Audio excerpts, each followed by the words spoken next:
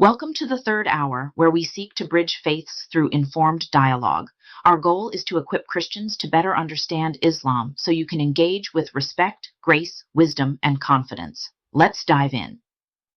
Muslims often point to Deuteronomy 18, "I will raise up for them a prophet like you," and say this foretells Muhammad.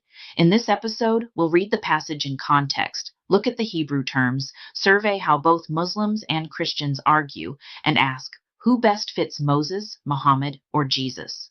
Deuteronomy 18:15-20 promises, "The Lord your God will raise up for you a prophet like me from among you, from your brothers. I will put my words in his mouth." The book itself defines Moses' uniqueness at the end in Deuteronomy 34:10-12. "No prophet has arisen like Moses, whom the Lord knew face to face, none like him for all the signs and wonders." So the prophet like Moses isn't just any prophet. The context highlights three distinctives of Moses' ministry: face-to-face knowledge of God, public signs and wonders before Israel, covenant mediator at Horeb, Sinai. Muslim apologists sometimes read from among their brothers as Ishmaelites, but the immediate context of Deuteronomy uses brothers, brethren to mean fellow Israelites. Deuteronomy 17:15 is explicit, "One from among your brothers, you may not set a foreigner over you."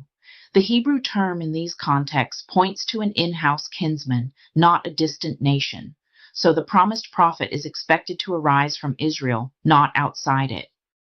Muslims sometimes argue this matches Muhammad's oral recitation of Quranic revelation. Biblically, though, this phrase is not unique to one figure. Jeremiah 1:9, "All true prophets speak God's words." We've seen Deuteronomy's own usage ties brothers to the tribes of Israel, Deuteronomy 18:1-2 and Judges 20:13. On Deuteronomy's terms, the prophet should be an Israelite. Surface parallels can be multiplied for many prophets. Deuteronomy, however, points us to Moses' unique ministry features: covenant mediation, face-to-face knowledge, and signs. Some point to Deuteronomy 33:2 and the names Sinai, Seir, and Paran as predicting Muhammad. But in context, Deuteronomy 33 is celebrating God's own appearance to Israel across the Sinai-Edom wilderness landscape. It's about Yahweh's theophany, not a later Arabian revelation. Likewise, in John 1:21, the prophet reflects first-century Jewish expectations from Deuteronomy 18. The New Testament then names the fulfillment. In Acts 3:22 and Acts 7:37, the apostles say that Jesus is the prophet like Moses. The New Testament directly identifies Jesus as the Deuteronomy 18 prophet. In Acts 3:22, Peter cites Deuteronomy 18:15-19 and says Moses spoke of Jesus. Stephen repeats this in Acts 7:37. Jeremiah 31 promised a new covenant unlike Sinai. In Luke 22, the second Jesus inaugurates it as the covenant mediator. "This cup is the new covenant in my blood." In John 6:46, 7:29, 14:6-9, Jesus claims unique, immediate knowledge of the Father.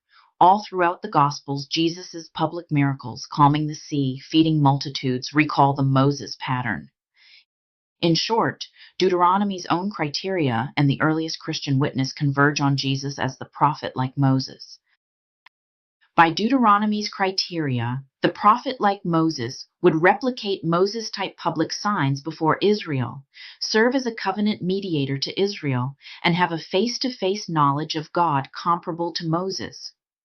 On those Deuteronomic markers, Muhammad does not align with the text's expectations. So, is Muhammad the Deuteronomy 18 prophet? The New Testament presents Jesus as that fulfillment. In the rest of this series, we'll examine every major biblical text Muslims cite, from Deuteronomy and Isaiah to the Gospel of John, and test each claim in its historical and literary context. If you're ready to learn, grow, and speak truth in love, join us, subscribe now. The conversation starts here.